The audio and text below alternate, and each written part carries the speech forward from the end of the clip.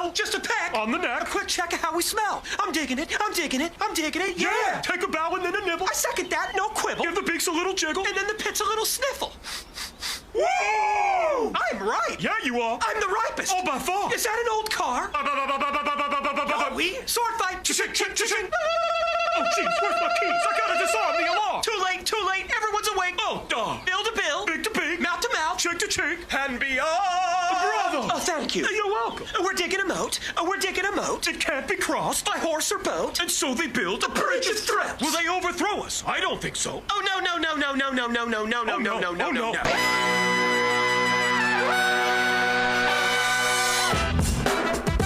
Good. That's the funniest cold open we've ever had. Good morning, sweet world. I can't even get it out. Welcome to the No Dunks podcast on the Athletic Network. It's Thursday, January 30th, 2025. I'm J.E. Skeets here in the Classic Factory, and alongside me, as always, Tass Mellis. Podcast listeners and YouTube viewers, you gotta see the birds. I really appreciate it. This one's for you. Next to him, it's the bearded one, my top shot hot boy, Trey Kirby. Ayo. And over yonder, he's back from Paris, and he's back from the dead. Yes, it's super apparently. Producer JD. Hello.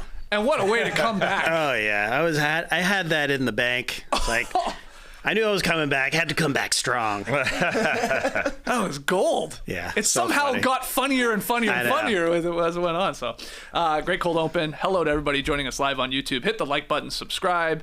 Podcast listeners, leave your boys a 5-star rating and review if you haven't done so already. All right, lots to talk about here on today's No Dunks pod. We'll play a little Is This News with some headlines from the last 24 hours, but a lot of games on last night, so let's do a few rounds of drafting last night's best games. All right. Or biggest stories, or whatever you want to touch on, for whatever your reason. Tass, you have the number one pick. The board is yours. I'm taking the Golden State Warriors beating the Oklahoma City Thunder for the second time this season. And yeah, you might think I'm going to start with Shea and his 52, but I'm starting with the Warriors because they were able to just ask for some points from the other OKC Thunder, and they just couldn't do it. It looked great for the Thunder to start. Shea had 31 at half. They're up double digits in the first half, but then the Golden State said, all right, we're throwing the zone at you. Other guys are going to have to score. SGA was scoreless for the first 6 minutes of the third quarter and scoreless for the 6 minutes of the fourth quarter. And the other OKC Thunder, outside of SGA, were 24 of 70 in this game for 34%. That ain't good enough. No, it just ain't. And that's including Jalen Williams, who did end up having a good night, had a 7-0 run late in the fourth quarter, but it was just far too late. 26 overall, because the Warriors were just getting so many points from other places. Now, Shea, it's great. I know that he is the headline. He didn't have a 50-point game in his career until last week. Now he's got two in a week. It's pretty cool for him. But just look at what this Golden State Warriors team has become recently. A second night of a back-to-back in the last 6 minutes. This is their order of baskets in the final 6 minutes. Dennis Schroeder, Andrew Wiggins, Podziemski, Kyle Anderson. What kind of shot was that? Kevon Looney, 2 free throws. Yep. Then Steph, that guy plays for them, hit a 3. Then a Wiggins 3. Then a Peyton dunk. That was big time. On Isaiah Hartenstein. Then Peyton 2 free throws. That's the entire frickin' team scored from them basically in the final 6 minutes. So quite the opposite of what OKC could do in this game. It would be different if Chet was there, sure. But outside of Shea, when the Warriors were doing a great job of just forcing the shots to come outside the mid-range where Shea does his thing with that zone. No Draymond, no Kuminga in this game. Second night of a back-to-back. And Andrew Wiggins is their lead scorer with 27 points. It's surprising that this Golden State Warriors is that team that was that by unity, by everybody coming together like at the beginning of this season. Mm-hmm. This is who they are. This is who we kind of expected them to be. They're back, baby. Kind of. We'll see for how long it maybe lasts. one of their best wins of the season. Definitely. Twice. At least over the last couple months. They can play the Thunder. Yeah, somehow. They did. They had great games last season as well. Came down to the last second. Felt like a don't trade me kind of game. Getting 27 from Wiggins, 15 from Peyton, 18 from Looney, plus 4 blocks, 11 from Pods. Like, these are all the guys that are on the table to get shipped out of Golden State right now. They showed up for the win in this game. Meanwhile, the Thunder just didn't get anything from anybody outside of SGA and J-Dub. They scored 88 of OKC's 109. Thunder were being dared to shoot, I thought, in this one. 9 for 39 from 3. They obviously couldn't knock it down, and then the long rebounds were turning into fast break points for Golden State. 18-5 advantage for them. I thought a good game plan from the Warriors to be the faster team out there. You don't expect that against a Thunder team that forces turnovers and gets out in the open, but they're going to have to knock down shots in the playoffs because that is going to be the recipe for beating the Thunder is pack the paint, try and keep Shea out of there, try and keep him off the line. Didn't work last night, 18 for 21 of his 52 points. Jalen Williams was getting where he wanted to, but nobody else was able to hit from the outside. So you're going to need reliable three-point shooting from Dort. Caruso went down with an injury in this one. Isaiah Joe was hitting for sure. He was the only guy, really. He was the only threes. guy, but they're going to have to knock down threes when it comes playoff time. Yeah. Looney, I'm glad you slipped him in there, like, amongst Wiggins and Curry hitting the big shots and even Gary Payton the second. I thought he was awesome. He was. There's been not many great Looney performances this season, but yeah, getting to the free throw line, knocking down clutch free throws, obviously sort of rejecting guys at the rim, whoever was coming at him. You had the crowd like giving the Looney, doing all that type of chant. So he was huge. He was instrumental, playing 25 minutes off the bench for them. That's a good matchup for them. Yeah. Especially, different when Chet's there and obviously extends the floor and stuff like that. It's a different look, but good win from the Warriors to get above 500. Yeah, back above 500, 24 and 23. I think they're like right there with the 10th spot now. Yeah. And they helped produce a good version of our series, NBA Conspiracies. NBA Conspiracies. Because the Warriors called the Miami Heat and they said, if we have to include Andrew Wiggins, we are not doing it to get Jimmy Butler. We are not including Andrew Wiggins. Well, yeah, this is just me. It's totally an NBA conspiracy. This actually did not happen. But then, this did not happen. I'm just that's the conspiracy. That's the conspiracy. Did it call? Yeah. Well, no, they called. Oh. That's the conspiracy. Oh, okay. You're saying they called and said this, but we don't know it yet. Oh, absolutely. Yeah. We don't know it. Maybe they have. Maybe they haven't. We'll never find out. And then they called Jimmy Butler's agent and they said, Jimmy, you have got to destroy your relationship with Pat Riley in the Miami front office so we can get you for anything. Because, we're not including Andrew Wiggins in a deal. You remember when Kobe said he wanted to go to Chicago and Luol Deng was part of that deal, but he wasn't going because Luol Deng was part of that deal? Just pretend we're Kobe. We are not doing it if Andrew Wiggins is a part of the deal. There's your NBA conspiracy. Okay. Yeah, we'll see. Clip it. I know. Ship it, Ash. I know you said as so many guys produced. And then you think about it, they are going to have to include somebody in this deal. Yeah. But yeah, the Wiggins one is the biggest one, I would say, of all those dudes. Right. As the one they want to keep the most. You think because of his importance to the team. Yep. And, the Kuminga part is obviously a big part. The guy's not even freaking playing right now. It's an interesting time. 7 days remain. Wow. Yeah. That's amazing. We are a week away, baby. And we'll have some fun next week on Thursday. Probably a couple shows during the day, obviously ready to go live if a big deal happens. So we'll get to that next week. All right, number 2 pick from the night. TK, where are you going? For me, it's Jalen Brunson and the Knicks smoking the Nuggets in MSG. Jalen Brunson, great in this game. 30 points and 15 assists. He had 30 points through 3 quarters. Only took 1 shot in the 4th as the Nuggets were getting a little bit bolder about trying to take the ball out of his hands. So Brunson just had 7 assists in the 4th quarter. 0 turnovers. He made every single play in this game. They had no answer for him basically at point of attack. He was in the lane the entire night. The Knicks are rolling right now. Their last 10 games, they're 2nd in points per game, 1st in offensive rating. Though I will say, I'm more disappointed in the Denver Nuggets after watching this game. Terrible effort on defense, back-to-back games. They got smoked by the Bulls as well, and it really starts with Nikola Jokic. He didn't want to defend in this game. He got 2 quick fouls early on. First was a pump fake from Karl Anthony Towns. Fair enough. Towns pump fakes and drives all the time. Second one was brutal, though. The reach inside after I think it was a dish from Brunson, just tried to slap at it. And that was Jokic's defense all night. He obviously subbed out after the 2 fouls in the first minute and a half. Didn't play much in the first half. But in the second half, it was the same. Anytime a ball was getting near Jokic and the Knicks were trying to score, he was just slapping at it. He wasn't moving his feet. This looked like the Jokic of old. Before he started winning MVPs, he would have these stretches where he's just not very into the game. And that's what's happening right now on the defensive end, at least for the Nuggets. The Knicks were great at taking advantage of it, though. 25 fast break points, 14 threes, 33 assists. I don't know how many 1-on-0 layups they had. Probably 5. That should be a number of 0 in an NBA game, but they had at least 3 in the first quarter. Yeah. It was ridiculous. Just throwing it out, easy stuff. So I thought it was a pretty great performance for the Knicks. Cat did a great job on Jokic. The foul trouble kept Nikola out in the first half, but only 13 points on 12 shots in the second half. He had some weird misses in this one as well. Like, he missed a wide open layup. Have you ever seen that from Jokic? He missed back-to-back threes. Percentage-wise, that shouldn't happen. He just didn't seem like he was completely into this game, and when your leader isn't leading, you look bad. And the Nuggets have looked bad for their past couple of games here. Oh, yeah. I mean, they are giving up a ton of points. They've given up 133, 129, and now 122 to the Knicks, which obviously we have some garbage time there too on this road trip. So, I mean, good luck. Like, it's going to be tough to win any of those games when that many points are being put up. But I'm with you, Trey. It's been very rare instances over the last couple seasons to see Jokic disengaged or sort of checked out or sort of just like his heart not feeling into it. Yeah. That was one of those games. And credit to the Knicks for maybe putting him in that situation. But, it's sort of like he had sort of just had waved the white flag early, it felt like. And you're agreeing here, Tess. Yeah, they probably could have got spanked by 40 points in this game if Jamal Murray didn't have a good game. He did look like that Jamal Murray that helped him win a championship. That's for sure. 33 from him. But Jokic didn't look like that guy at all.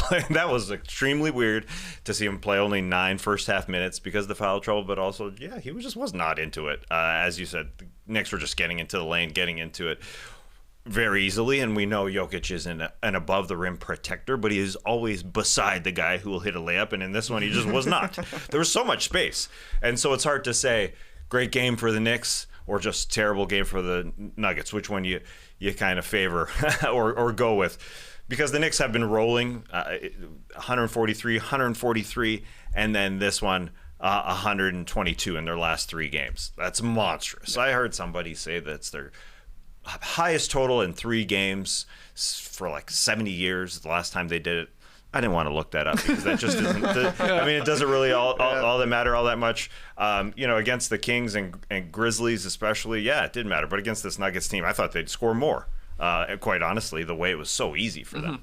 All right, let's keep it going here. I got the number 3 pick overall, and I am going to take Siakam, scoring 37, Haliburton, adding 30 to lead the Pacers past the Pistons. And we'll get to beef stew here in a second. But these guys were awesome, especially Siakam. Oh my God, was he cooking in this game. He had every shot in his bag. He was hitting that crazy step back that he does when he just takes a wild 1 step back around the free throw line. He dunked one. He was just attacking as he does. A lot of ethical buckets from Siakam. Him and Haliburton had 43 points on 16 of 20 shooting in the first half. Both of them, lights out. And here the Pacers are, man. They started this season 10-15. Since then, they've looked a lot more like the Eastern Conference finalists from last year. They've won 16 of 21. They've won 10 of 12 in January. They're now 26-20. They're only a half game back from the Bucks, who have the 4 seed. So as it's been sort of funny, right, as the Magic sort of trailed off a little bit after their hot start and all the injuries started to pile up, here come the Pacers. They've really sort of clicked it into another gear here, especially in the new year. So just a really strong performance. But let's get to what everybody's talking about from this game. Early in the second quarter, Aaron Nesmith, he pulled up for a mid-range jumper. It didn't drop, and instead of boxing out Thomas Bryant, Isaiah Stewart of the Pistons just dropped his shoulder, his forearm, into Bryant, knocked him to the ground, and then, obviously Bryant popped up. He wanted a piece of him, had to hold him back. So the referees appeared to eject Stewart almost immediately. They did go and look at it, and they're like, yeah, that's a non-basketball play. Pretty unnecessary, definitely excessive. You're out of here. And then I guess to make matters worse, Stewart, while he's getting sort of escorted off the floor, appeared to make sort of a gun gesture in the direction of the Pacers bench. It was a quick little finger gun there, but then he's gesturing toward the crowd, and he's walking off. He starts, flexing with the jersey and stuff as he hits the tunnel here. It's funny. You immediately get a little uneasy when it's the Pacers and Pistons and anything like this is going down, because your mind goes back to the Mouse in the Palace. But I guess we'll just see if he gets a suspension for how this all went down because of his history, which would come into play here. This is the second time I believe he's been ejected this season with the flagrant 2 foul. The one he pulled down Giannis. If you remember back in November, mid-November, he tugged on Giannis there in that game, and that got him out. But he's had other ones where he popped Clowney in the neck got a flagrant one for that. Punched Drew Eubanks in the face before a game. That was last year. That's right. That got him a 3-game suspension. And I think he got into it with Dalen Terry this year. Yeah. And obviously LeBron back in the day. That's the one. That's like way longer ago than I thought. Oh, yeah. It's like 2021 at this point. Really? I think so. Wow. It feels not that long ago. But yeah. Anyway, this guy, get him a Temper Boy shirt. I mean, he just like sort of snaps. Get him a new sport. This guy should be a football player. Yeah. He's got like a boxing background as well. He's on a Royal Rumble thumbnail for this very show because that was not basketball, what Isaiah Stewart was doing. It was funny when he told Miles Turner, "You play with Legos." That was funny. These guys got into a beef last week. That was funny. This is not funny. So he's going to get suspended because of the history, because of the hit he did, and then because he was doing a finger gun at him. It's like, that's 3 things stacked against you, so he's sitting for at least 2 games, probably. Okay. Do you think he'll get a game or 2 at least here? Yes.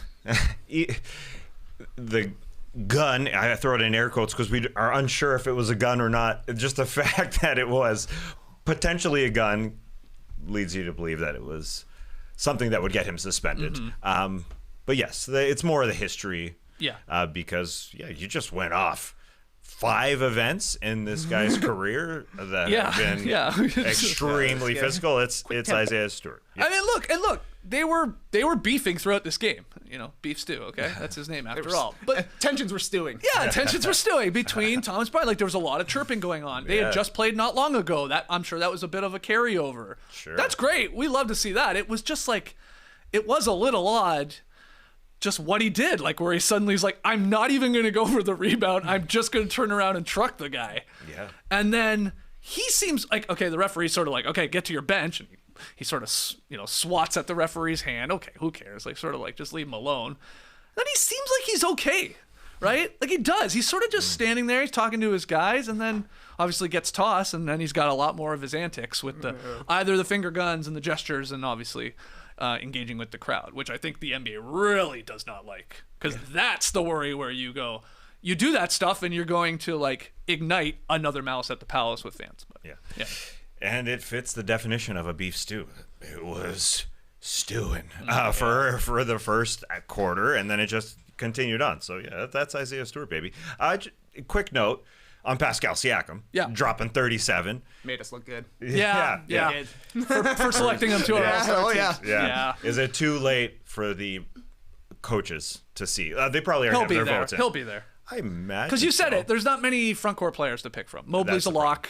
And then it was like, Siakam's probably the next lock as a big. Yeah, but Jalen Brown is a forward, so maybe he'll be there too. Yeah. Don't worry. We got them right. I feel confident we got the forwards right. Mobley, Siakam, and Jalen Brown. Yeah. I think they'll be selected. There are coaches who will say Haliburton is the guy on that team who runs that team. But as you said, the forwards saying they do have to take 3 forwards. So maybe it is Pascal. A respect for Pascal Siakam.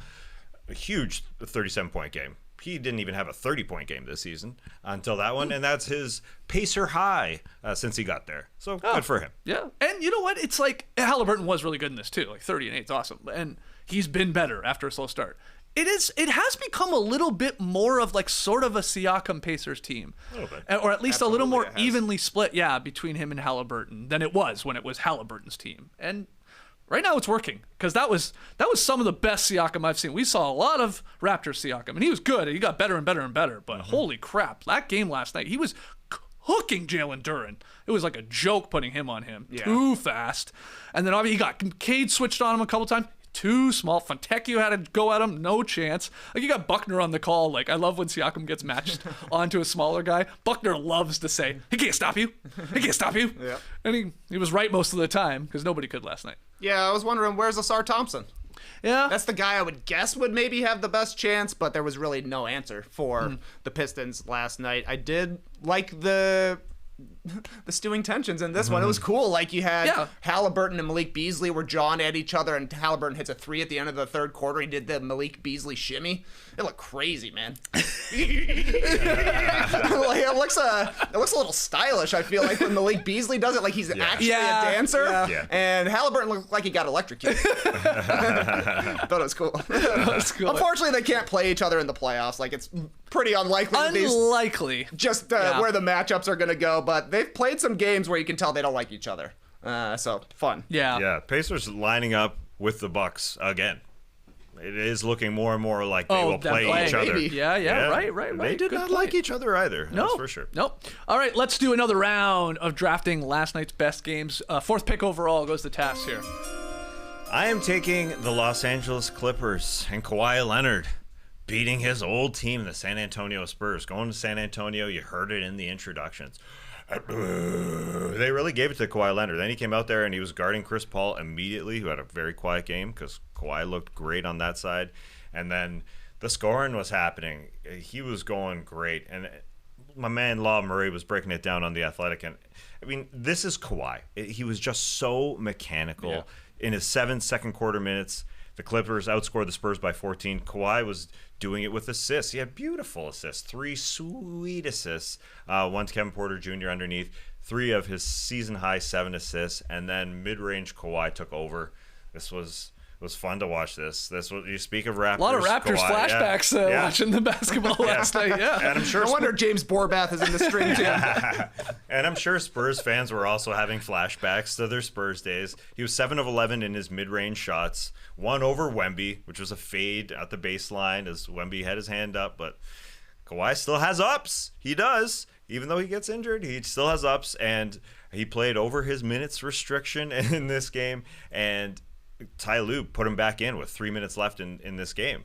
This was his second fourth quarter Oh, baby. of the season, and he helped lead a 13-0 run in the fourth quarter. He looked great. Season highs, 27 points, 28 minutes and 39 seconds, also a season high. And the starters just looked really good together because, Kawhi is just a part of that unit. They outscored the Spurs by 9 when they were out there. 4 Clippers scored over 20 points. Yeah. That is teamwork, and it was led by Ivica Zubac, 21 points and 22 rebounds. That's a lot of roast beef. It is. A lot of beef from the Clippers. They out-rebounded the Spurs 57-30. Woo. I'm not sure how that happened. And Zubac was frustrating Victor Wembanyama. Yeah, This man is a bully. Oh yeah. He basically apologized even after the game. He's like, okay, maybe that was a little too much when he came and shoved him in the back there. But Wemby frustrated all night. Wemby's like, this frustration's been building the way he's being called and not getting calls. I saw it even in the Paris games. There was a couple instances where you could see like, does take, you sort of have to test them. That's the sort of one advantage these other NBA guys have on them, right? Yep. In some cases, just size and sort of the physicality. You're gonna test them, push them a little bit, and it's starting to. You can tell he's like he's starting to get tired of it, and can't blame him. Well, yeah, and I mean, literally, that's going to be the game plan until he bulks up. That was the game plan with Giannis until he bulked up, and now nobody pushes Giannis around, right? But right now, Zubac has what? 60 pounds probably on Wemby. There were times where he had him folded over in half, pushing him around. So Zubac is like that, though. He's a big, huge dude, and he's got skills. So, 20 points ain't nothing for Zubac. No. He is really, really good. The thing I hate about Kawhi is he doesn't play. The thing I love about Kawhi is that when he plays, he's 100%. He is one of the best players on the court. Yeah. As soon as he's healthy, it feels like he never has a drop-off. I'm sure it's because he waits until his body feels perfect before he's actually going to play. But when he plays, he's a top 5 player out there on both ends of the court. So, yeah, I want to buy in on the Clippers. I want to, Skeets, but I ain't going to do it. I ain't going to do it. We'll see what happens come playoff time. Yeah. As for the Spurs, they are in 12th place right now. Yeah. They're 2-8 in their last 10.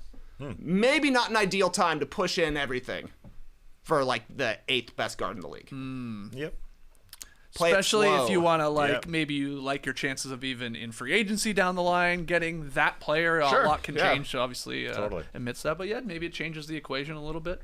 I guess the counter to that is as we've talked about, you do have Wembanyama. This guy looks like, he's already one of the best players in the league, whatever, top 20, top 15, top 10, wherever you want to put him.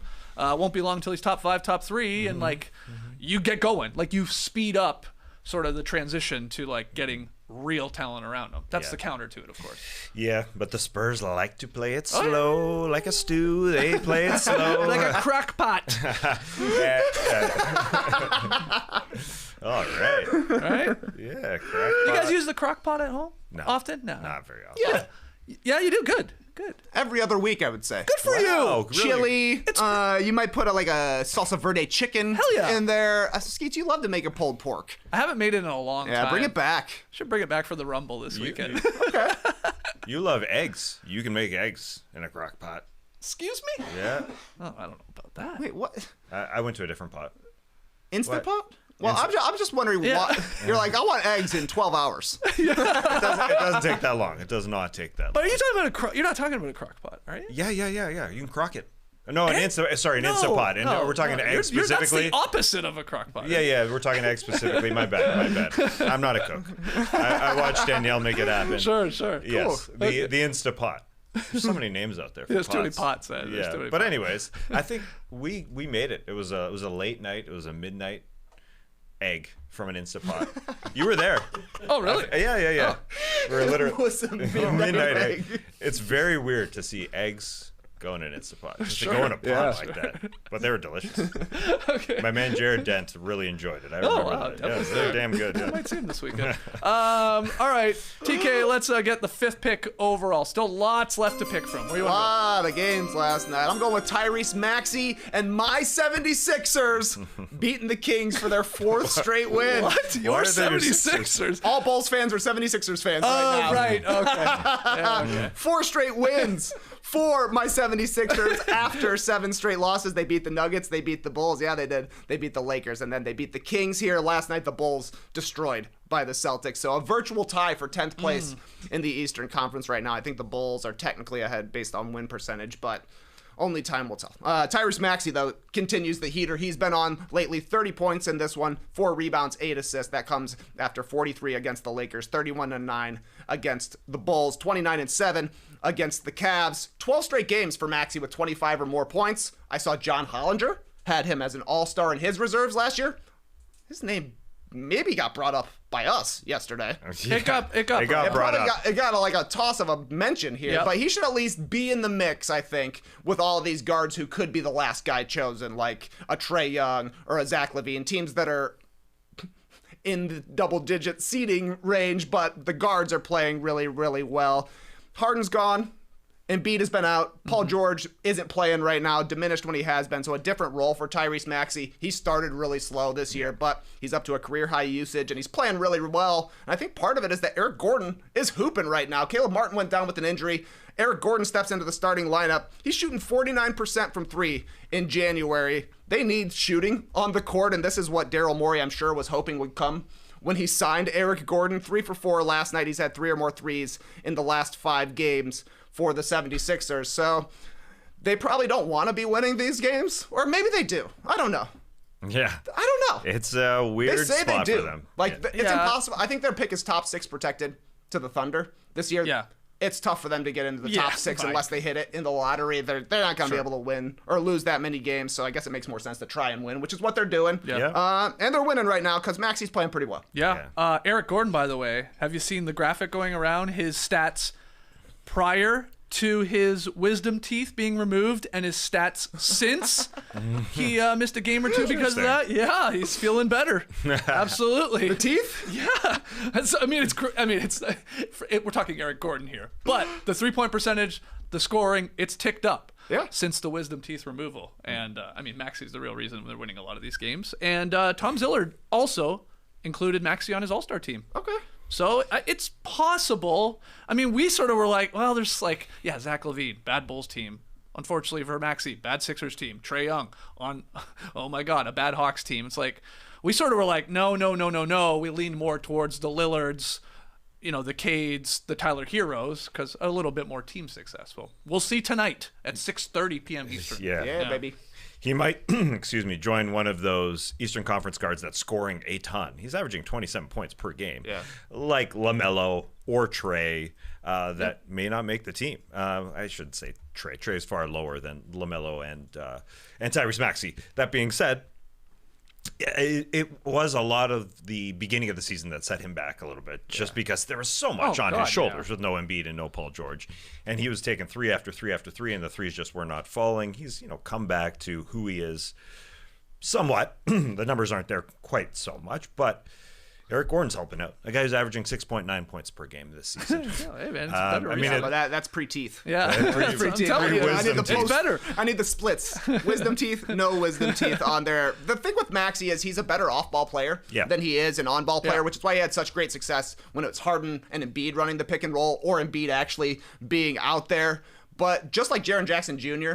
with the Grizzlies this year, the Grizzlies had a bad season last year, but the good thing is that Jaren Jackson Jr. got into his bag, became a go-to scorer. That's going to be the benefit for the Sixers, is that this is a down year for them. Maybe they'll make a run into the play-in tournament, even get into the playoffs, but that wasn't the goal at the start of the season. But Maxey looks more like he'll be able to handle primary creation roles than he did at the start of the season. So good stuff for them. Go Sixers. Yeah, the weird thing is they're not far off from where they were last year, finishing 7th and getting into the playoffs, but they're also not far from 6th, which is really, really strange to say that. They're only 4 games back of both 6th and 7th because they're actually tied. So that is the goal here. Every time they're hurt, we have to get into the playoffs. Let's turn it up a little bit, and it is turning up. Mm-hmm. My last note on this one, I usually don't complain about jerseys that teams are wearing, whether they're wearing color or home at white. I don't care. The game has changed, but last night, the Kings were wearing their Kansas City Royals jerseys, and the Sixers were wearing their Spectrum jerseys, so it looked like they were playing an intra-squad scrimmage, because it was like red, white, and blue uniforms on both sides. Right. I don't like it when it's that. You want a little difference. Well, no, you shouldn't. If you're the road team, you should not wear the same color as the home team's floor. Okay. That's my only regulation with regards to jerseys. Duly noticed. That's weird. It is weird. All right, I have the final pick here.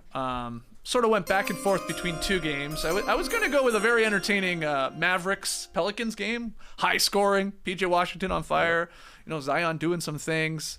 But I'm going to leave that one, on the cutting room floor. And I'm going to take for my number 6 pick, Anthony Edwards scoring 33 points and the Wolves beating the Suns 121-113. Their 4th straight win for Minnesota. Timberwolves own the Suns right now. There's sort of no other way to put it. They swept them out of the playoffs last year when they took all 4. And then now they're 2-0 against them this year. Now, I know what was weird about all this was the Suns hadn't lost against the Wolves in the regular season last year. But that's 6 straight now. Minnie did a good job getting back in this game. They trailed for a good chunk of the game. They rallied at the end of the 3rd quarter. And then good old Canadian boy, Nickeil Alexander-Walker, made 3 3-pointers early in the 4th quarter, pushed that lead back to 10. He had an awesome game. And this is a game, there's no Naz Reid, there's no DiVincenzo, so he had to really give them something from the bench, and he did 23 points. He made 5 of 10 from behind the arc, and the Wolves' offense, it's become a little more unlocked here in the new year. It's jumped into the top 10 there, at least when you're looking at the month of January. They shot 56% from the field, 45% if you want to round up from 3 last night. Got stops, pushed the tempo, a lot of fast break points. This was good. Good Wolves game. Not good for the Suns, of course, but it was just nice to see that they're starting to remind everybody, hey, don't forget about us too. We went in deep into the postseason last year, and we're still here. We're figuring some things out. So that was a good win. Yeah, as you said, they have found who they are a little bit with pushing the pace. The guards helping out, like Nickeil Alexander-Walker. Also, Rob Dillingham getting more regular minutes has definitely helped.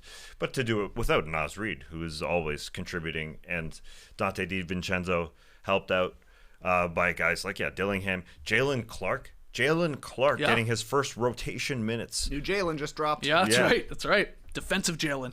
Yeah, I thought that was Jalen Wells. He is well. This guy's good too, Wells. though. Clark and Wells. He's legit. He's a bit of a dog defensively. Nice. He's got the Y. He's a Timberwolf. That's right. We also had Chris Finch getting ejected in this game. First time. First time for Finchy. For Finchy, yes. Big momentum ejection, I thought. Yeah. They were trailing when he got tossed, right? Yeah. Fired up squad. Yeah, Ant had to run in it was one of these, he argued both times to get both technical calls, and then that's why he got tossed. But second one he was not happy with. Ant, bull rushed in to hold him back. And then Jaden McDaniels got tossed right at the end of the game for poking Devin Booker in the head. A lot of guys go at Devin Booker. There is no doubt. It was a weird one. Game was over. It was done.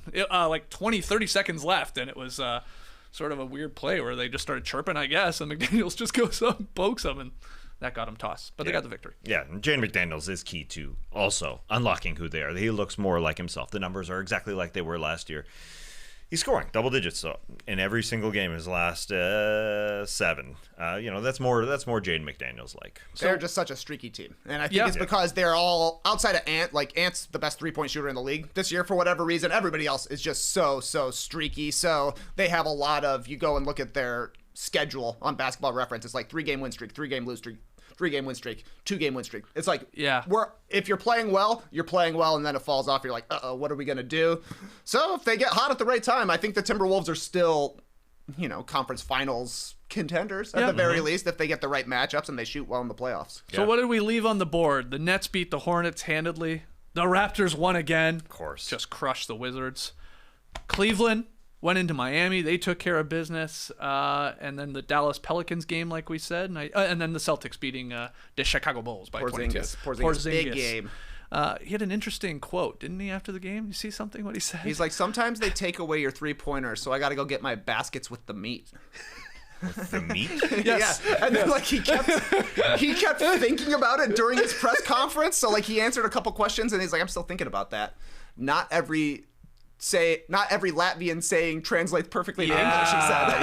Yeah. He basically said, I had to use my bulk to go in there and score. He had a great game. And, any NBA GMs out there, do me a favor and don't look at Nikola Vucevic's 3-point shooting splits. I'm just saying. I mean, it looks good for a year-long sample right now. You're like, ooh, hey, man, 40%. This guy's on fire. You don't need to check the splits. No reason. No. He's doing good in January. What did you think of, to circle back to the Warriors obviously getting the victory, their name coming up yesterday with the Warriors maybe, hey, we're maybe interested in Zach LaVine even more than Jimmy Butler. Safer option, as they put it. Yeah. Zach LaVine's a guaranteed bucket. I think they should trade for Vooch and LaVine. Okay. It works. They work together. I think the most encouraging thing from a Bulls trade perspective is that Quentin Post got a start for the Warriors last night and was bad. He got pulled for 8 minutes, didn't play in the second half, didn't make a shot.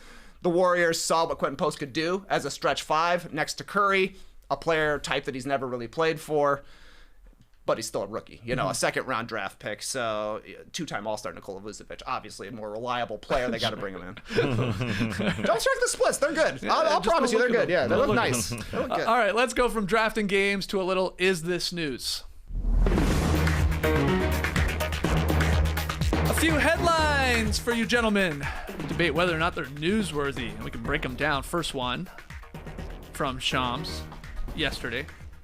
Jalen Johnson to undergo season-ending surgery to repair shoulder injury. This broke during yesterday's show. Our guy Esh jumping in there to give us the unfortunate news. But yeah, what do you think? And maybe the impact this has on what the Hawks do or don't here at the trade deadline. Well, I will say, of course, this is news, and it's going to get worse for the Atlanta Hawks, record-wise. There's no doubt. They are 4-7 in the 11 games he's missed, but it was worse last year. As I keep saying, I do believe in this Atlanta Hawks team when Jalen Johnson plays. Last year, he missed those 14 games after a good start. They were 4-10 in those games, and they just couldn't recover. And then they ended 36-46.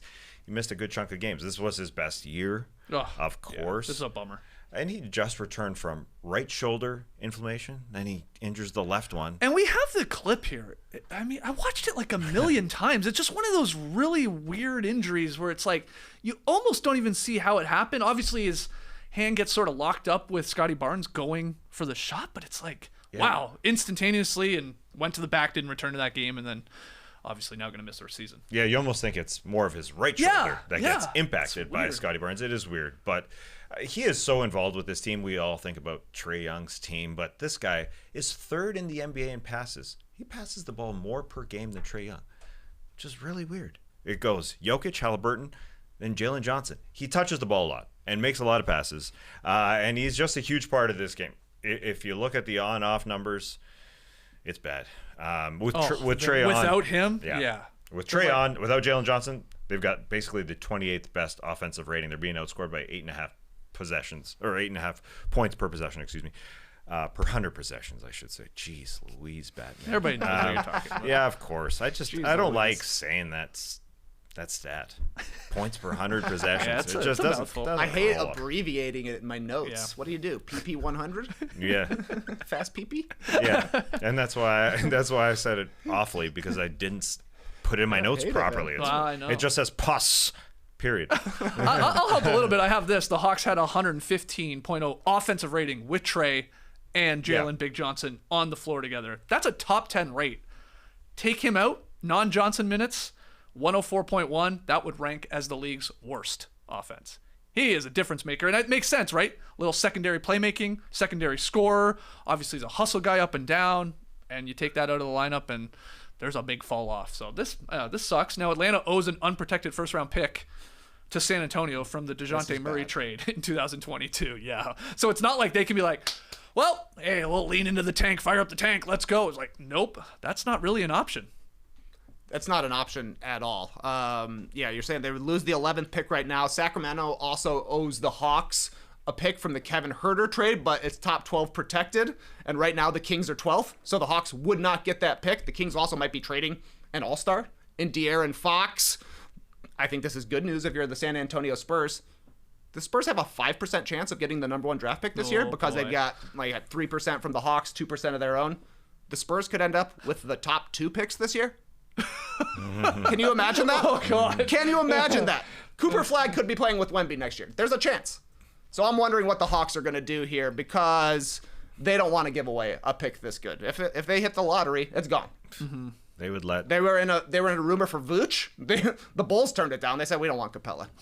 Capella's expiring $22 million. Larry Nance is expiring $11 million. They're both kind of still in the rotation for the Hawks. Larry Nance starts sometimes, but that's like $33 million worth of contract. They need to get a wing because I assume Ricochet will start now that he's healthy again. Maybe they got to start DeAndre Hunter now at this point just because he's been playing well and they need somebody on the wing there. But you look at the guys who might be available. It's like Julius Randle, Chris Middleton, Jeremy Grant.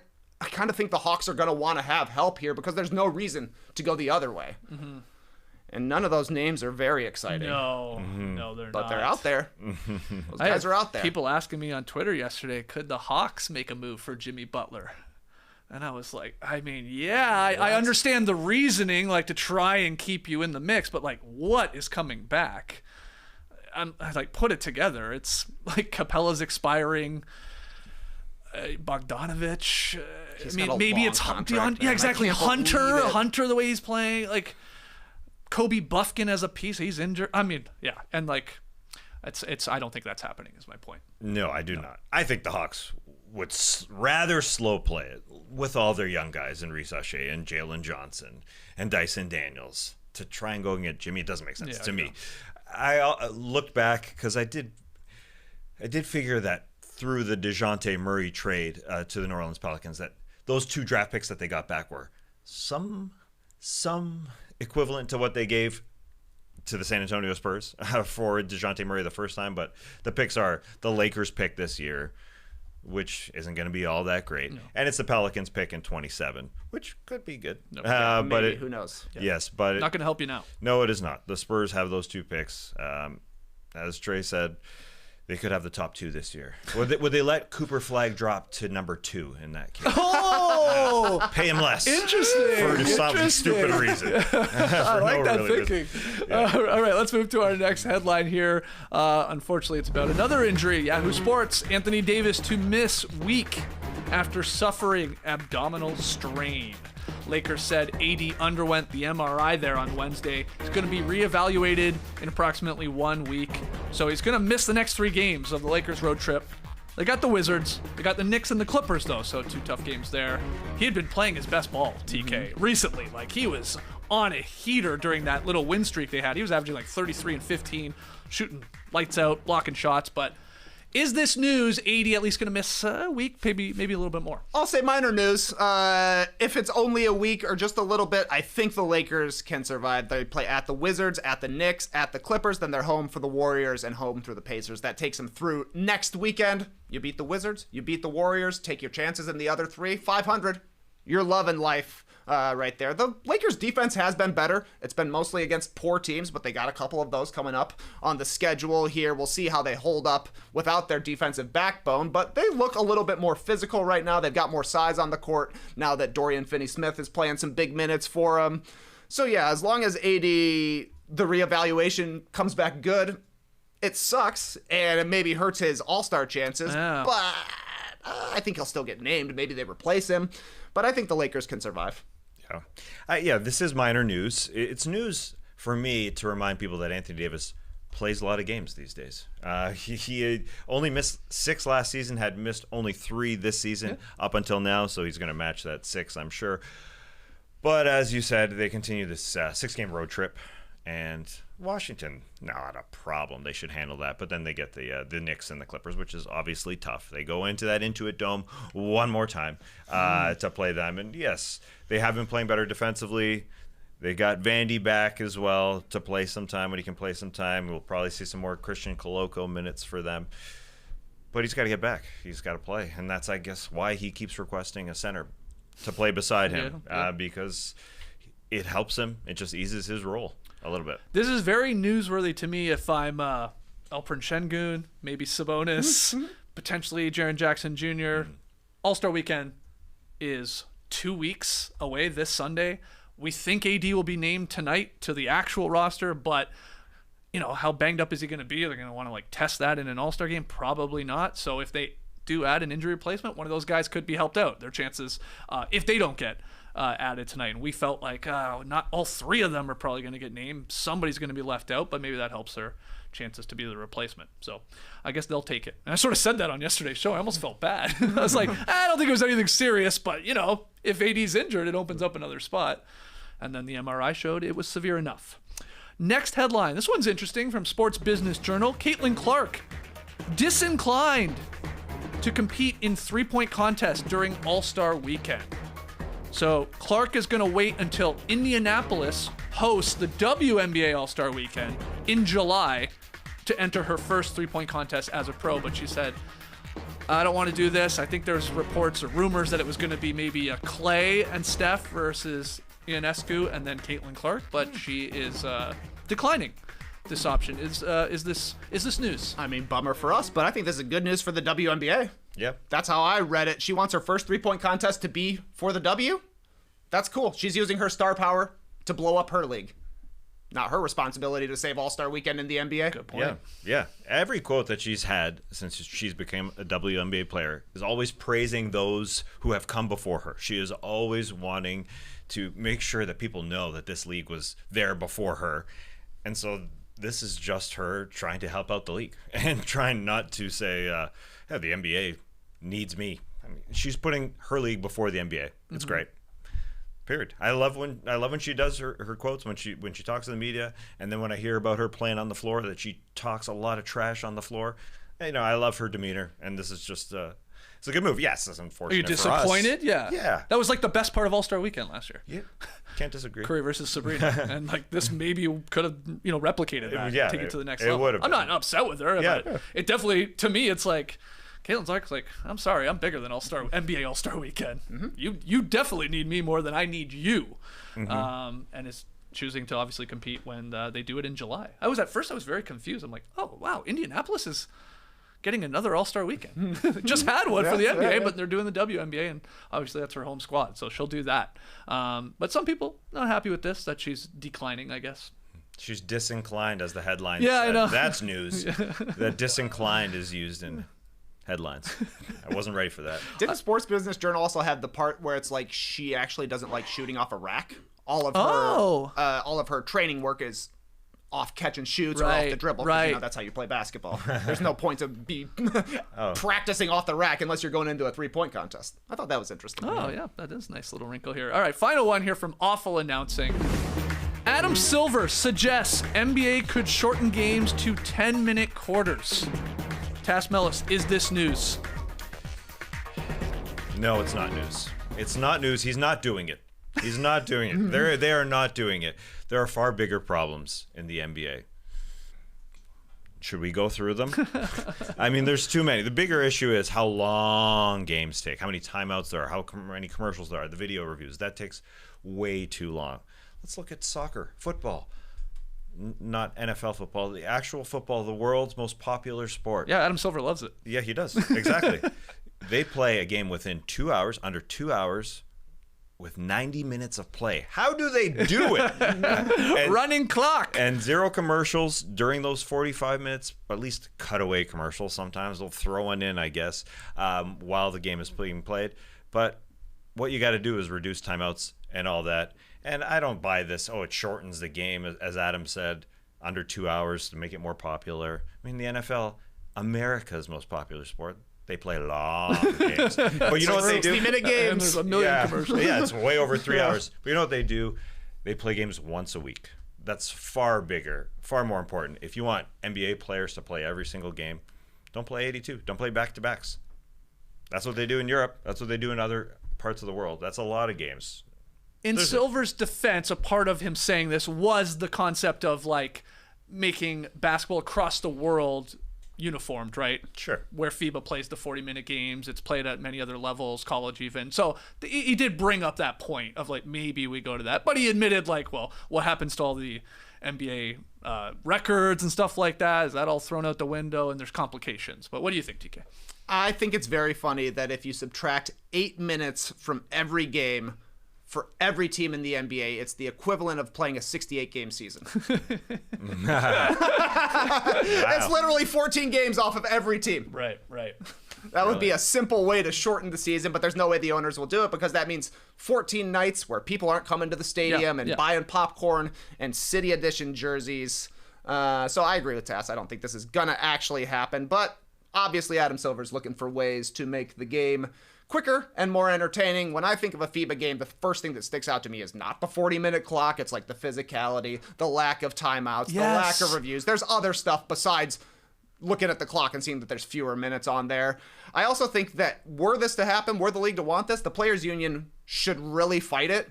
Because if you play a college-length game, you're going to get college rotations, which is good for Tom Thibodeau, but not good for the guys who are number 8 through 15 on an NBA roster. Yeah. Very true. Yeah. Not a lot of minutes to go around in that case. Look, if he really wants to make the basketball television product under 2 hours, you don't have to take it from 48-minute game to 40-minute game. There are other things you can do. You guys have listed a few of them.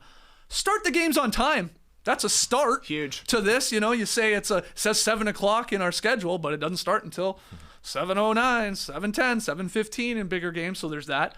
Eliminate coaches' challenges and reviews at least up until the final 2 minutes. There are too many. It's not needed in the regular season. I get it at the end of games. I get it in the postseason.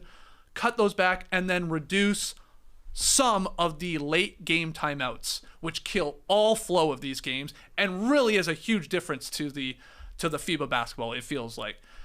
Also, if you want to get freaky, you can adopt the G League free throw shooting rules. If you want to like speed up the game there at the line, you know, they do the thing where one free throw is worth 1, 2, or 3 points, depending on the type of foul, right? So, you know, if you take a shot and you get fouled on a 2-point shot, you just shoot the one, it's 2 points.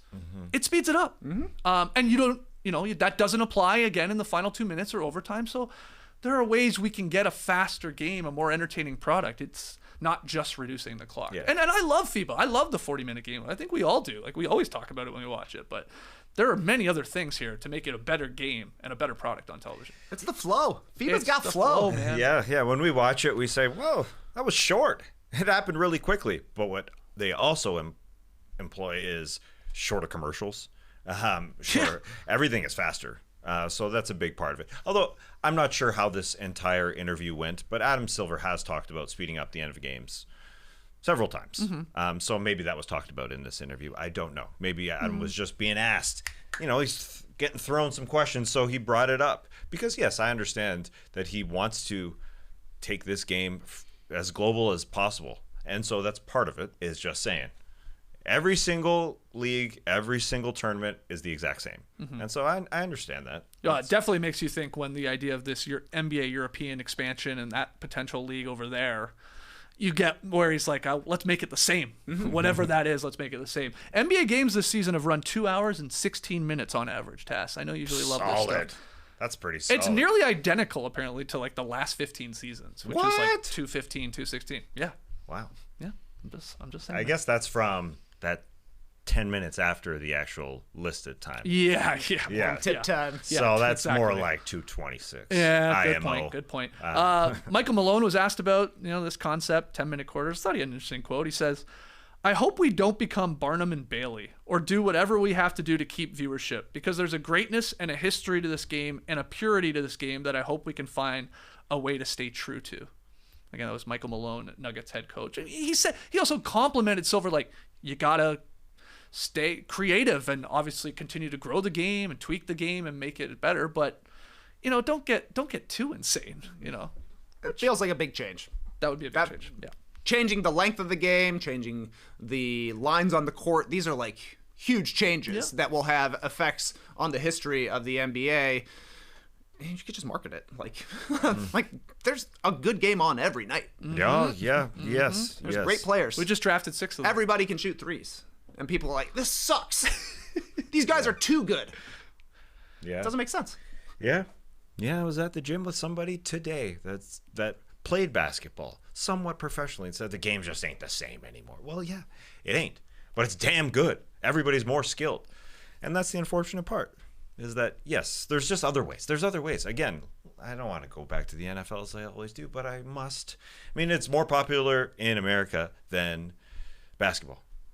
And they play once a week. Oh, that's it. We could do like it. Apples to oranges. We could do it. They I play know. so few games to so many games. And they got a big TV deal, which was I know, what Adam wants. They're trying to add games. yeah, they are. Oh, more. Yeah. They're playing on Tuesdays now. We got to swap games somehow. That's the real question. How many games could an NFL season add to the point where people start to go, you know what? It's not that important. I don't care as much. I don't. It's a lot still because it does great numbers no matter who's playing and whatever the stakes in that game. But there's got to be a tipping point at some point.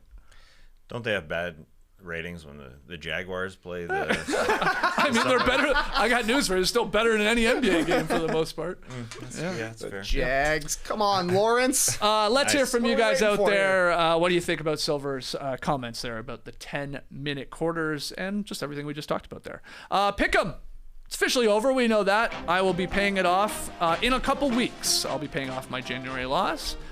But hey, I got a victory last night, baby. Sweet.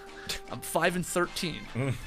Tass improved to 13-5. Trey 10-8, and then Esh is 9-9. But where are we going tonight, Tass? Yeah. Well, I just saw this game and I got excited for it. Adam, this is a good game tonight. Houston. Yeah, started on time. Houston visiting the Memphis Grizzlies. Grizzlies are favored by 4.5 points, but these two teams played two great ones earlier in January, a 4-point game and a 2-point game. The Rockets are surprisingly 3-0 versus the Grizzlies this season. They own them. So I said, all right, I'll just take the Rockets, as did Trey. Skeets and Ash are taking those 4.5 points. You got to win by 5 with those Memphis Grizzlies. Yeah. But this was fun. This was a fun. Should be a good one. This one's on TNT, nationally televised game. Oh, I guess Adam said. Game of the night, yeah. This is going to be good. So First game- let's put it on TNT. First game involves the Hawks. Hawks, Cavs. Bad timing for the Hawks. The Hawks Yeah, it's Cavs at 7. unfortunate. But Rockets, Grizz. Got Lakers, Wizards, Wolves, Jazz, and Magic, Blazers. And we find out the All-Star Reserve. So we'll be talking about that on tomorrow's Drop Podcast. Worst of the Week nominees? Of course. Yes. Good. And we might even draft our teams once we know all the All-Stars. So join us tomorrow morning at 10 a.m. Eastern here from the Classic Factory. All right, fun show. We'll see you guys tomorrow. Until then, Clipper Bros. You heard it here first. Have a great time. Turn up. Love you guys. Awesome. Thanks for joining us. And remember, we've got an NBA conspiracy short coming out. And I just assume Ash is going to edit it. And I just have to thank Dog Ate My Homework for giving a little motivation to make that a short happen. He gave the idea a little bit. Obviously it was tweaked and molded. And we consulted and we, did some FaceTiming together. I said, Dog ate my home. No, we didn't. Either way. Another fake call? Conspiracy on conspiracy. Yeah, fake calls happening. Inception. Good call on that fake call. Yeah. Brace the day, people.